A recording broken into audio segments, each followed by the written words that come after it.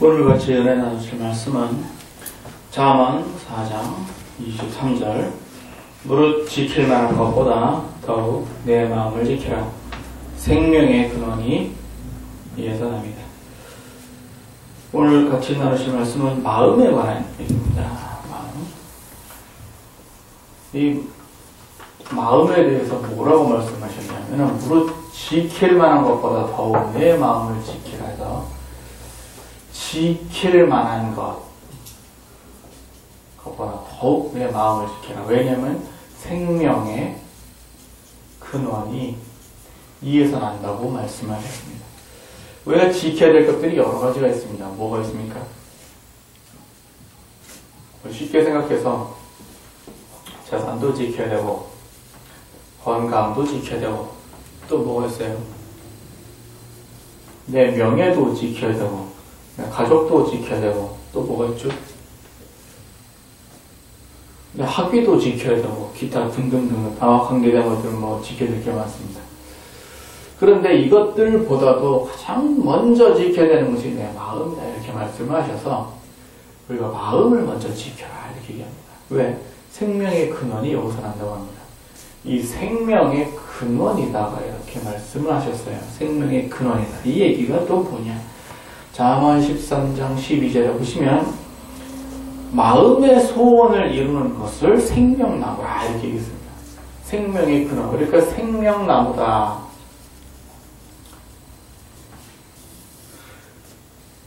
계시록 2장에 보면 에베소 교회가 이기는 자에게 받는 그 상급이 있어요. 그게 뭐냐면 생명나무의 열매를 받습니다. 이게 마음의 소원을 이루는 거라고 하셔서 마음의 소원을 이루면 어떻게 되죠? 기쁘죠? 즐겁고 하여튼 다 좋아요. 기타 등등등등 다 좋아요. 그게 뭐냐면 이게 생명나무라는 거예요. 그리고 그게 열매라고 이렇게 말씀했습니다.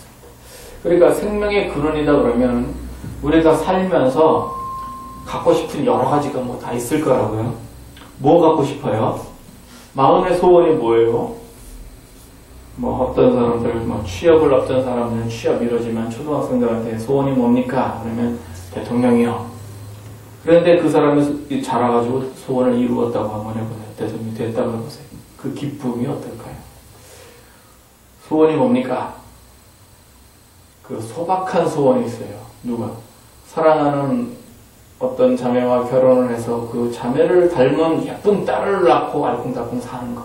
이게 소박하지요. 그런데 그 소원을 이루어요. 이게 뭐냐? 이게 얼마나 마음에 기뻐요. 또 내 소원이 뭐냐?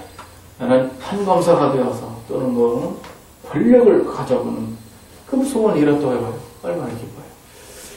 여러 가지가 다 있을 수 있지만 어쨌든 간에 소원을 이루는 건 다 기뻐요. 그 소원을 이루는 걸 뭐냐면 그걸 이제 열매다 이렇게 얘기해요.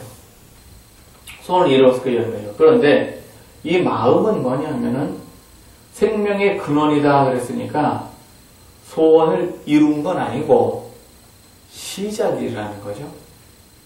시작. 그러니까 근원이다, 생명의 근원이다 그랬으니까 시작점. 그 다음에 이 열매는 이제 완성. 이렇게 볼 것 같으면 마음을 지키는 것이 이 시작에 해당합니다. 그래서 무엇이든지 내가 어떤 뭔가 열매를 거두기 위해서는 마음을 먼저 지켜야 이 열매가 완성이 돼요. 마음이 바람에 부는 겨같이 왔다 갔다 하면 이게 이루어지질 않습니다. 흔히 한국 속담에 한우물을 팔아 하는 얘기도 이 마음이 흔들리지 말아라 그런 얘기입니다. 왔다 갔다 하지 말아라. 한우물을 팔아 하는 얘기. 이게 좋을까? 그럼 저거 한번 해보고 저게 좋을까? 그럼 저거 한번 해보고 친구가 이 소리 하면 이거 한번 따라해보고 또 저 사람이 저 소리 하면 또 저거 한번 따라해보고 이렇게 왔다 갔다 하면 안 돼요. 그런 것처럼 그 마음이 움직이지 않고 하나만 쭉 가야 그게 이제 이루어집니다. 이 마음을 지키는 게 구체적으로 어떤 얘기냐면 마태복음 13장에 보면 우리 마음을 밭이라고 이렇게 비유로 하셨습니다. 그래서 밭이 종류가 4가지예요. 그래서 매개들을 순서적으로 볼 것 같으면 제일 먼저 길가밭이 있고 그 다음에 돌밭이 있고 가시밭이 있고 옥토밭이 있습니다.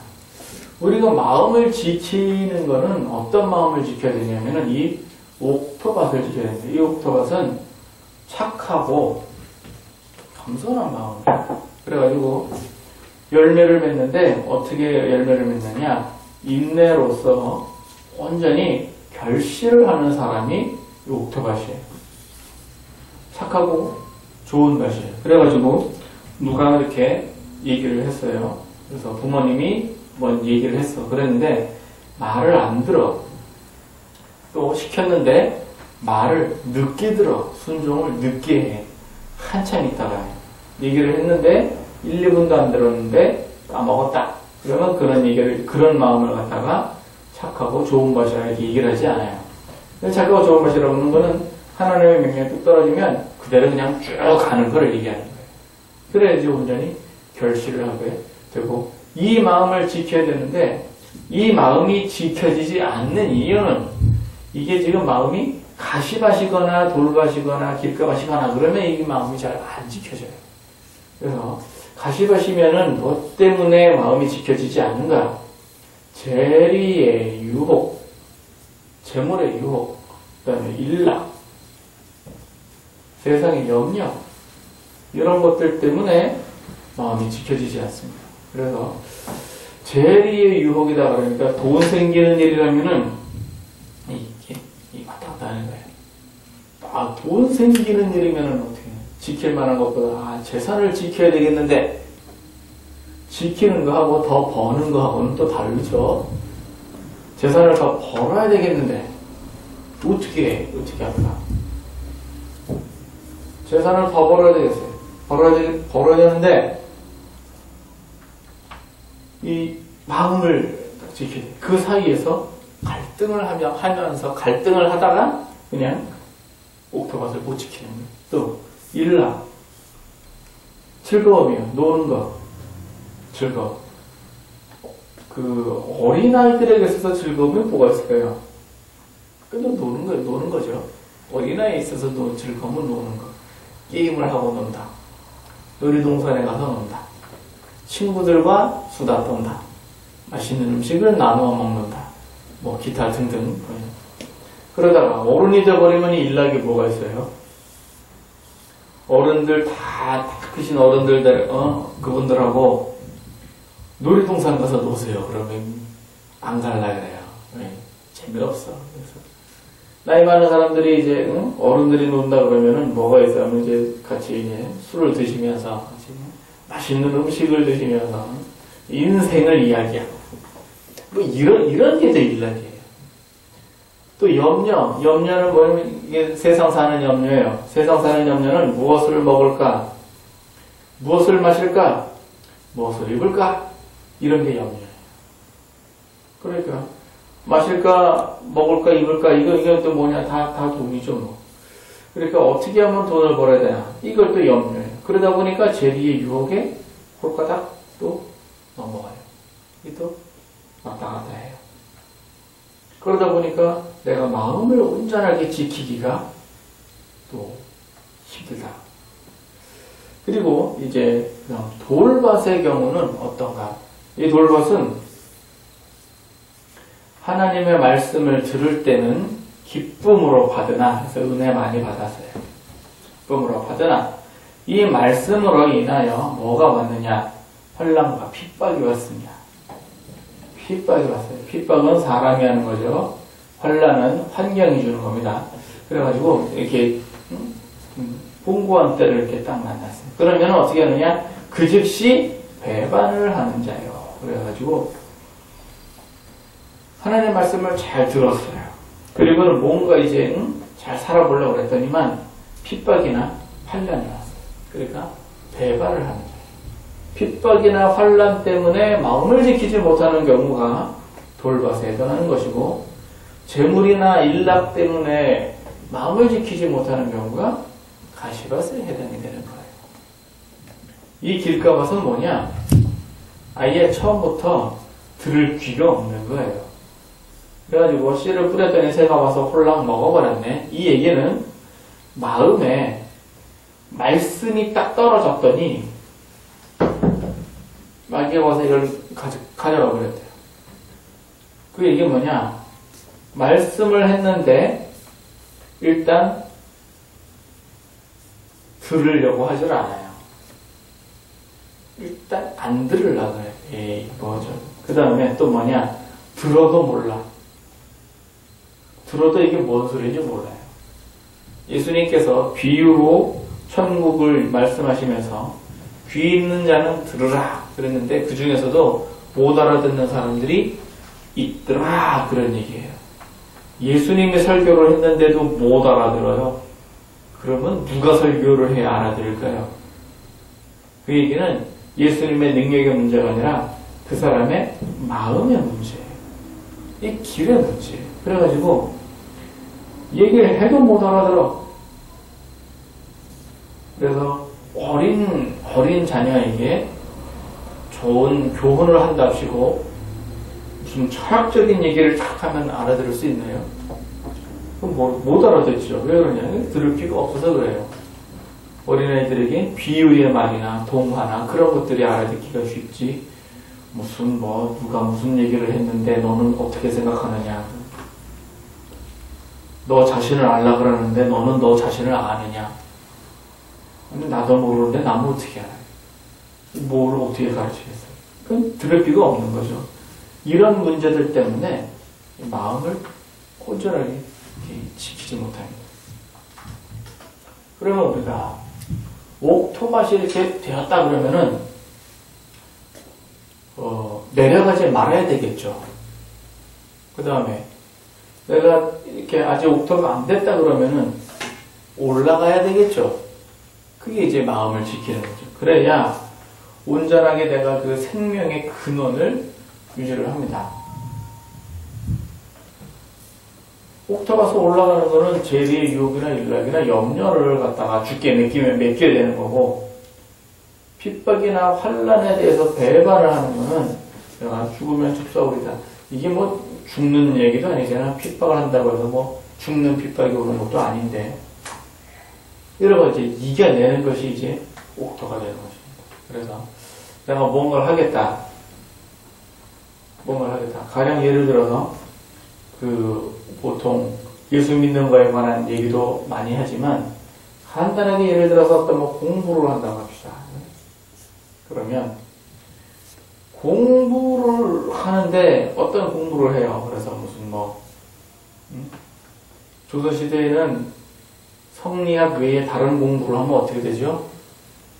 바로 핍박이 들어옵니다. 왜? 그거 어디다 쓰냐? 수학도 해야 되고 농업도 해야 되고 할 게 얼마나 많아요. 과학도 해야 되고 그러는데 그런 거 안 해요. 근데 바로 핍박이 와요. 또 환란도 와요. 어떤 부모님은 너는 의사가 돼야 된다.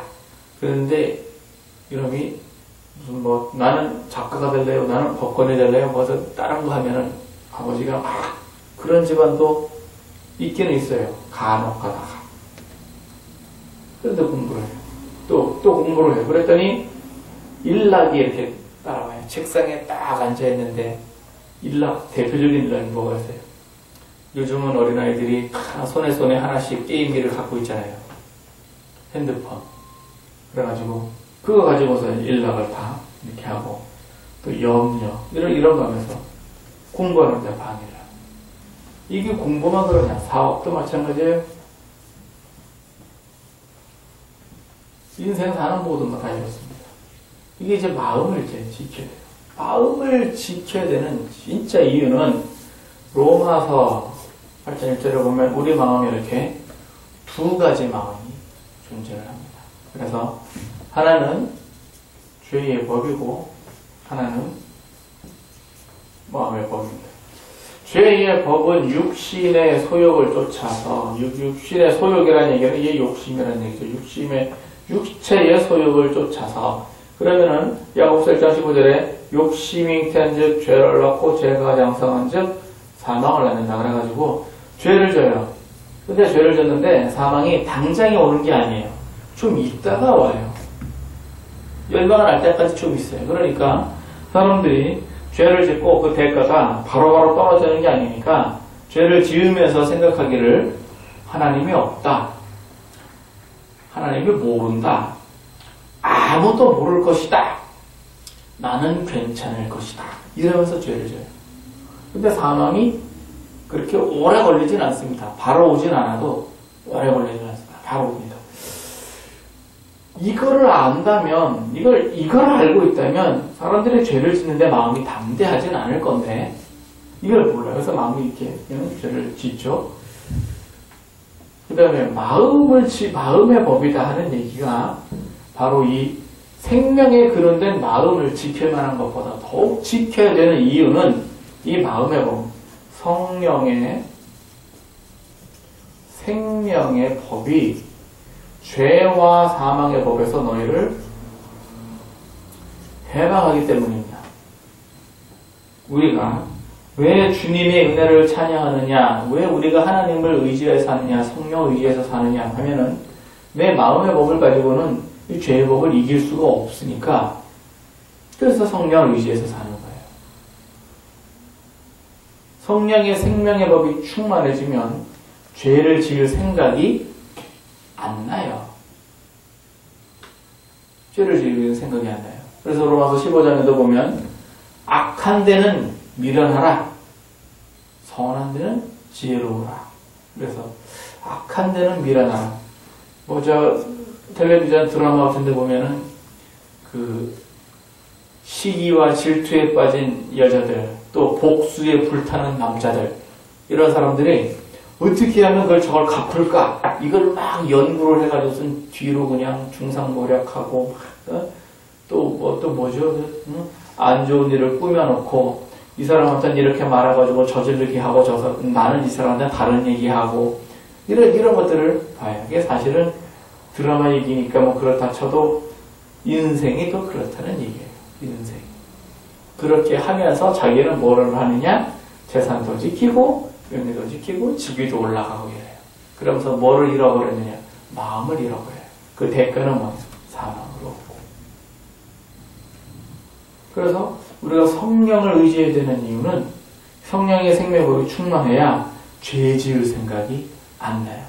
죄 지을 생각이 안 난다 하는 얘기가 이게 굉장히 중요한 얘기입니다. 이게 뭔 소리냐면은 악인의 죄열이 내 마음에 이르기를 이래가지고 악인의 죄열이 이게 지금 우리나라 개혁성경이 19세기 말이거든요. 20세기 초 19세기. 그러니까 죄열이라니까 이건 그랬으니까 이건 영이죠. 영. 그러니까 악한 영이 내 마음에 속삭여요. 뭐를 속삭이느냐면 자기의 소욕을 자극하는 것을 속삭이게 돼 있어요.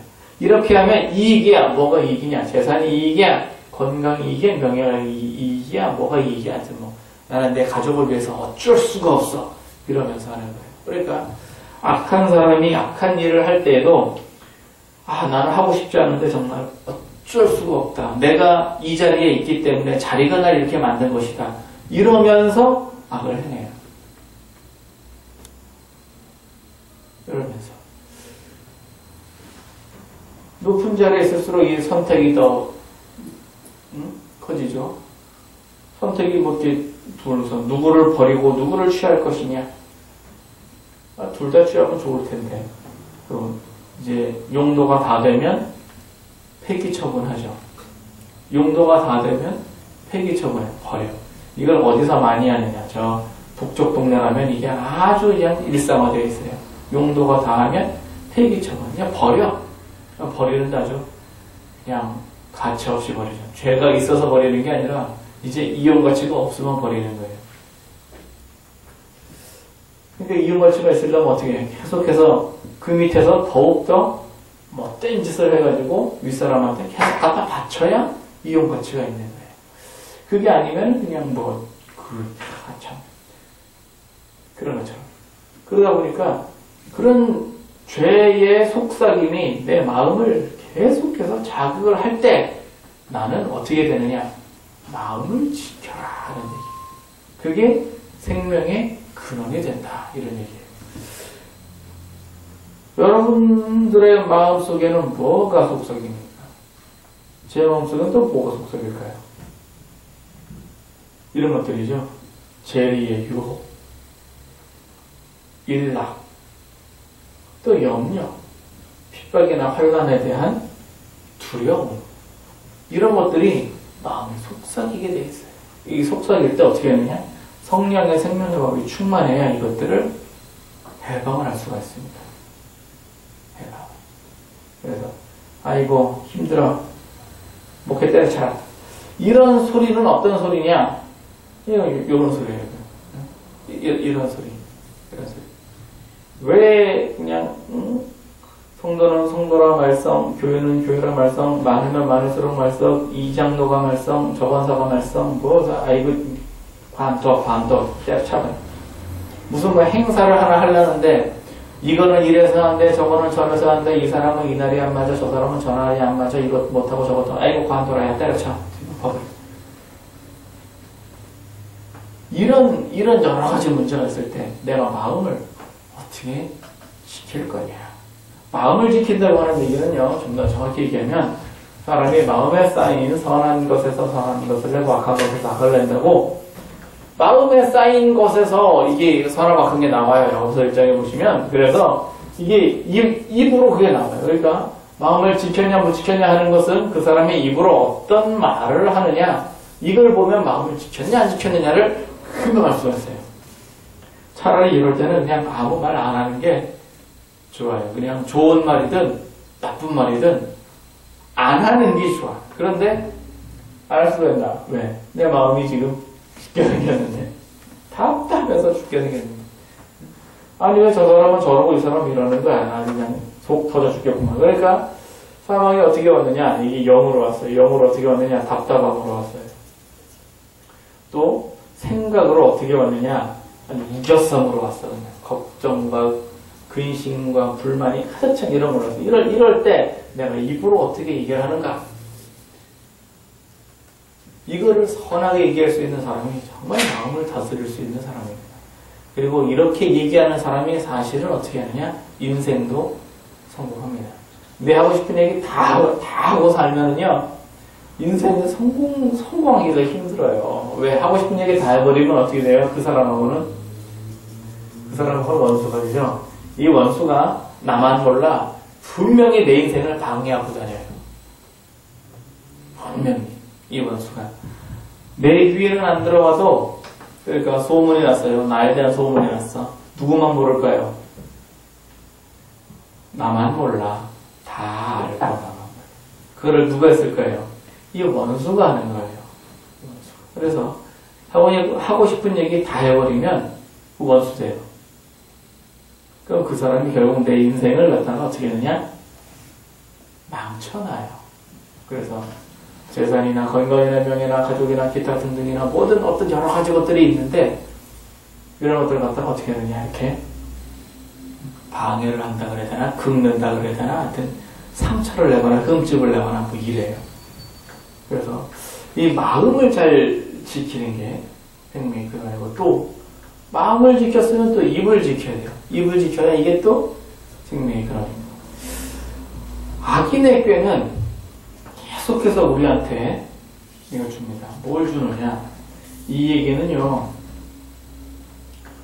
마귀가 하와에게 선악과를 먹도록 유혹을 합니다. 그 유혹을 한 거는 뭐냐면은, 그 선악과를 먹어라. 이거를 먹으면 건강 좋다. 이렇게 한 게 아니라, 내가 눈이 밝아져서 하나님과 같이 되리라. 그러니까 이미 하와는 신 같은 존재예요. 왜? 안 죽으니까.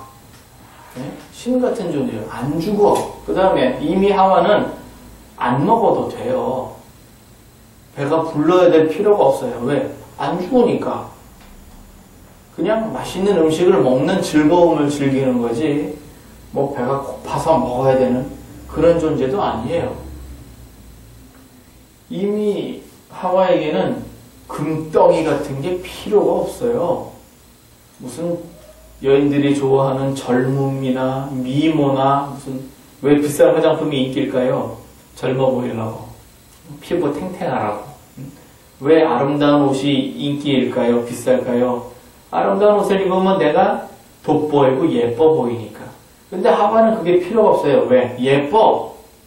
근데 하와는 화장품 같은 게 필요 없어요. 왜? 젊어. 안 늙어. 근데 다 가졌어요. 금덩이가 필요 없어. 왜? 그 자체로도 이미 최고의 영광의 자리에 있어요. 모든 산자의 어미. 그런데 하와에게 없는 거 하나 하나님과 같이 되는 거. 이게 속아 넘어간 거거든요. 그러니까 우리 마음에도 계속해서 뭔가를 계속 찔러 넣는 거예요. 그때 유혹하던 그 마귀는 각 사람에게도 계속해서 찔러놔요. 예수님에게는 육신을 입고 이 땅에 왔으니까 마귀를 섬겨라. 나를 섬기면 세상의 모든 부와 권세를 다 주겠다. 라고 했어요. 육신을 입고 있기 때문에 뭘 다 주겠대. 이걸 다 주겠대. 그렇게 해서 이 죄법을 계속해서 자극을 해요. 또 어떤 사람에게는 뭔가를 또 해서 자극을 하겠죠. 전 세계적으로 보면 말이죠. 사탄의 종 노릇하는 사람들이 있어요. 대놓고 하지는 않아요.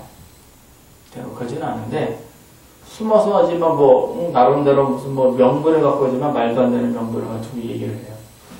교회와 아주 정면으로 대치하고 있는 사람들이죠.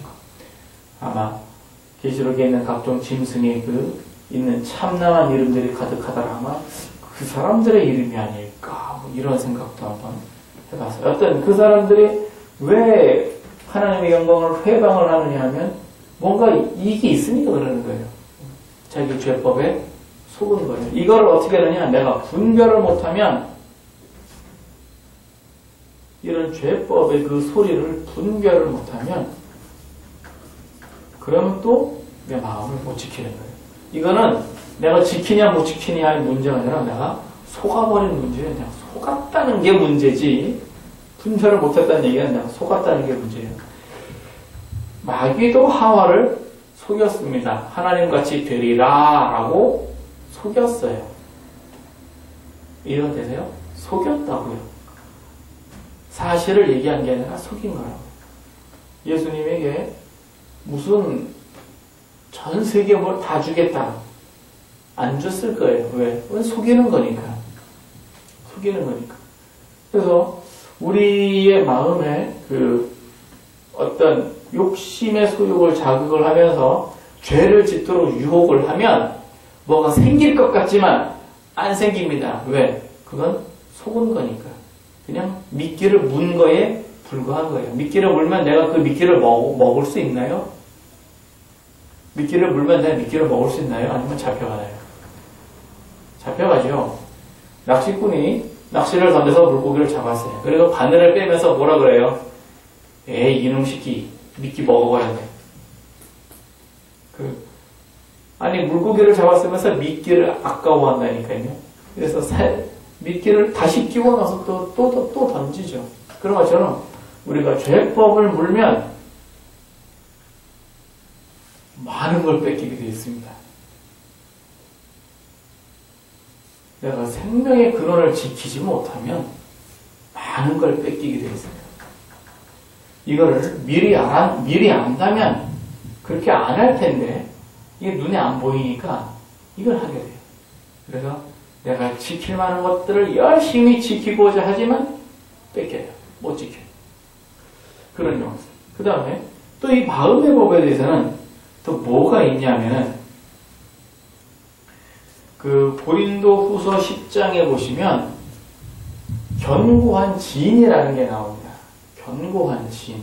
이 견고한 지인이라는 게 뭐냐면 하나님의 능력은 이 견고한 지인을 파하는 강력이라 이렇게 말씀하셨는데 5절부터 쭉 보시면 이 견고한 지인이라는 얘기는 이제 군대 용어거든요. 그러니까 뭐냐면은 사람들이 쭉 서 있는 거예요. 그래서 지인을 형성을 하는 거예요. 그러니까 군대가 이렇게 쫙 있어요.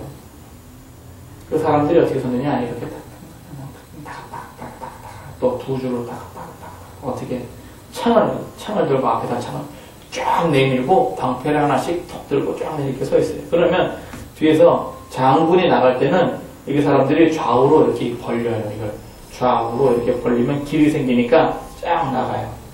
나가가지고는 장군이 가서 뭐 싸움을 하든 말을 하든 뭘 하고서는 딱 돌아와요. 돌아오면은 이렇게 벌려져 있으니까 쫙 들어. 그 다음에 이걸 이렇게 좌우로 벌린 거를 다시 옮무해요. 그러면 길이 딱 막히죠. 이런 걸 가지고 진이라고 해요. 그래서 하객진 어떻게 나요? 하객진 이렇게. 이렇게 해놓고 이렇게 돌격해오는 적을 여기만 때려보시는 거예요. 그러면 앞에 죽고 또 뒤에서 오면 또 죽고 뒤에서 오면 또 죽고 또 청자지 이렇게 해가지고서는 이렇게 일자진을 펼친 데는 깨보셔야 돼요. 이게 진이에요. 수비할 때 편하고 공격할 때 편하라고 하는데 이 진이 뭐냐면은 마음에다가 마귀가 마음에다가 진을 짜놨다 이런 얘기예요. 이게 뭔 얘기냐면은요. 마태복음 13장에 예수님이 비유로 말씀하신 것 중에 그 농부가 밭에다가 이 마음밭에다가 뭘 심었느냐? 좋은 씨를 심어놨는데 밤에 원수가 와서 이 원수 누구냐? 마귀예요. 이 마음에다가 가라지를 더 뿌리고 왔습니다. 이 가라지를 더 뿌렸다는 얘기가 뭐냐면 이 마음에 있는 상처를 얘기하는 거예요. 우리가 살아오면서 상처를 많이 받아요. 마음의 상처예요. 그러니까 우리가 살면서 무슨 큰 충격을 받았다. 그럼 그게 어떻게 되느냐? 마음에 심겨져 있어요. 그래가지고 어렸을 적에 그 술주정뱅이 아버지한테 맞고 자란 아들이 나중에 커서 어떻게 하느냐? 또 때려요. 나는 절대 안 할 거야 라고 하지만 어떻게 해요? 또 때려. 자기도 술꾼이야. 그 왜 그러는가? 이 상처가 어떻게 그래요? 그래서 이런 사람한테 학교에 갔더니 친구들이 니네 아버지 뭐, 니네 집은 뭐 이렇게 놀리면 어떻게 되죠? 그 상처를 크게 받죠. 이건 초등학생들이나 하는 얘기예요. 왜냐하면 상대방의 마음에 관심이 없기 때문에 그냥 놀려버리는 거예요. 이게 조금 생각이 깊은 중학교나 고등학교 가면 이런 얘기 안 합니다.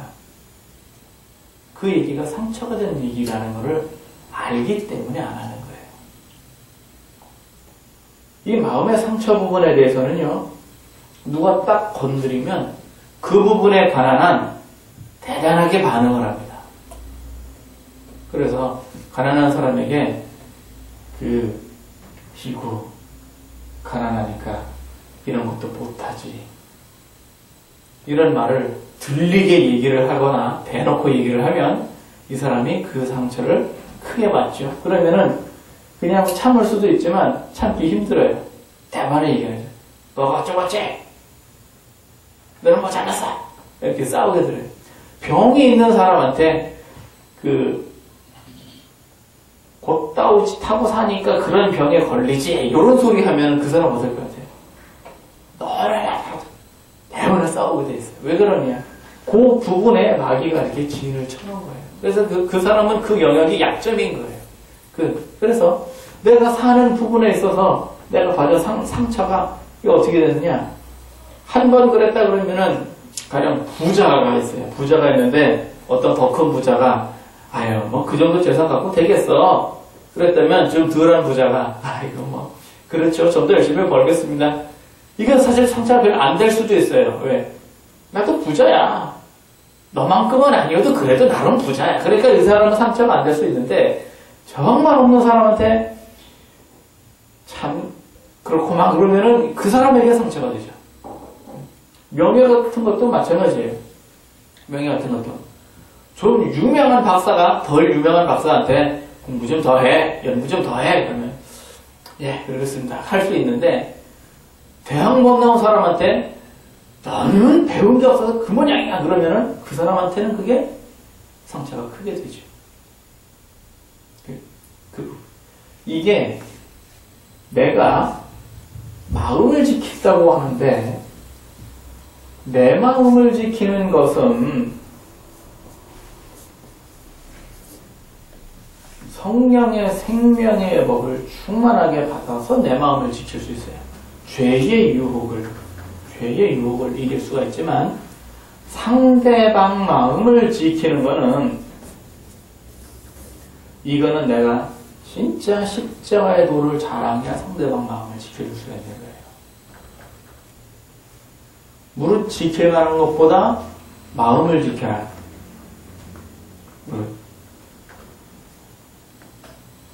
마음을 지켜라. 그러니까 내 마음도 지키고 내가 십자가의 도를 자랑하려면 상대방 마음도 지켜야 돼요. 이것까지도 사실은 뭐예요?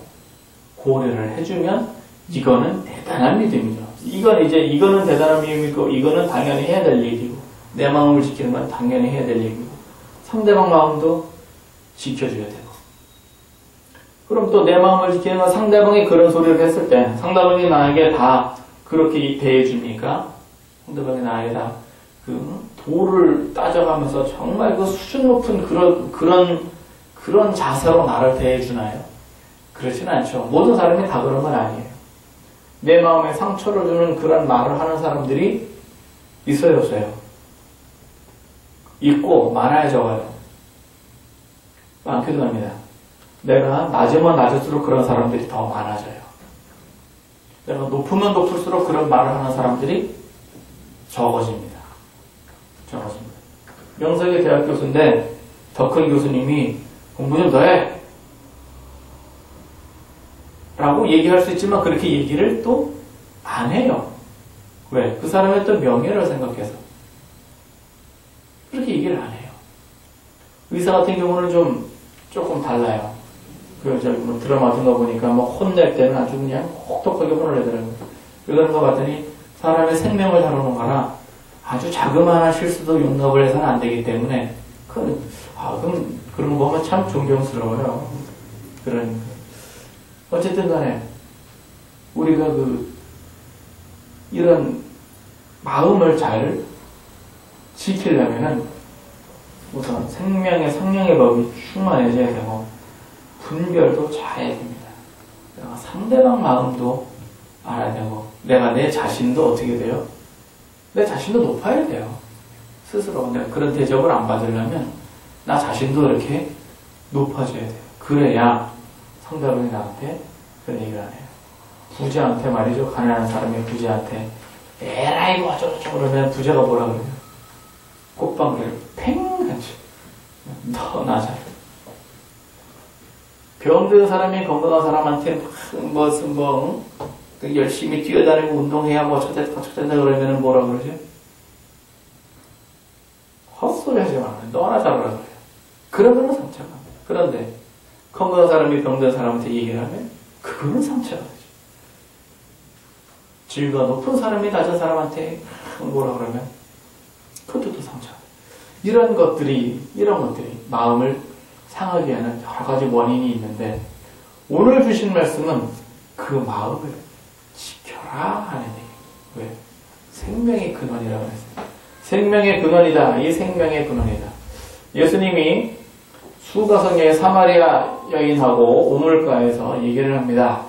우물가에서 얘기를 해요. 우물가에서 물 좀 다오. 당신이 누군데 나한테 물을 달라고 그럽니까? 내가 누군 줄 알았다면 네가 나에게 물을 보였으리라. 이 우물은 내 거고 왜? 조상들이 나한테 줬으니까. 조상들이 우리 거니까. 이 우물은 내 거고 당신은 두레박도 없고 어디서 물을 구해가지고 나한테 주겠냐?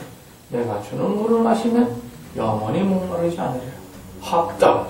그런 물 있으면 좀 주시오. 나 물 들어다니지 않게. 내 남편을 데려오너라. 남편 없는데요. 그 얘기의 핵심은 뭐냐 하면 그 배에서 생수의 강이 넘쳐나리라고 하는 이 생수의 강은 뭘 얘기하냐면 성령을 얘기를 하는 거예요. 내가 주는 물을 마시면 다시는 목마르지 아니하리라. 거기서 목마르다는 얘기는 내가 육체가 목마른 것이 아니라 의에 줄이고 목마르지 않으리라 하는 얘기를 하신 거예요.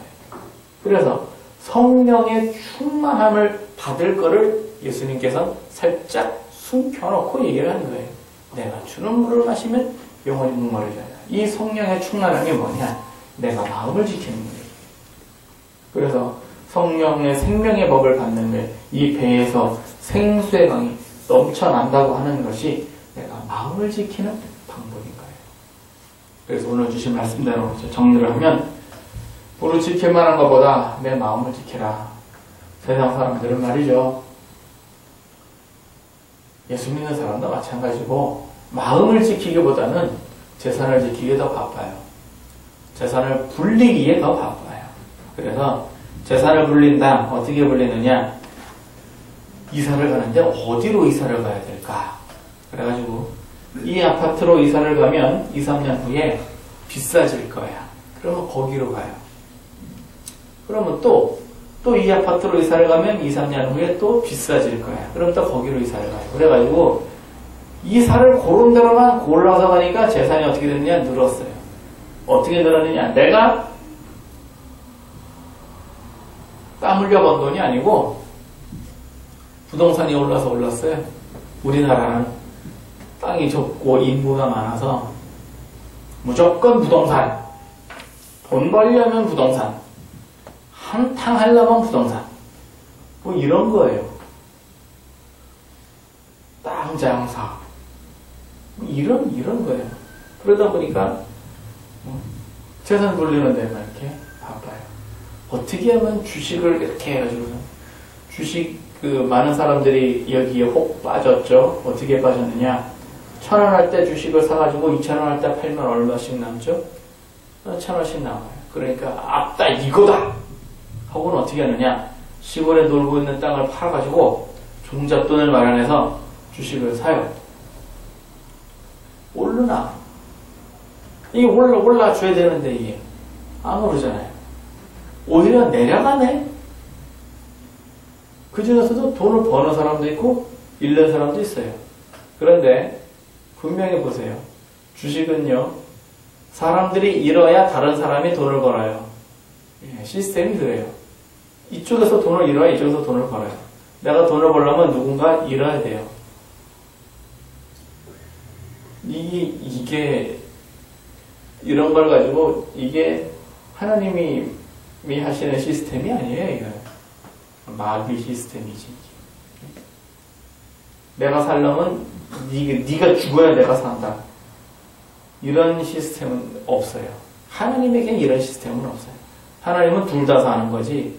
너 죽고 나 살자. 이런 시스템은 없어요. 이거는 마귀 시스템이에요.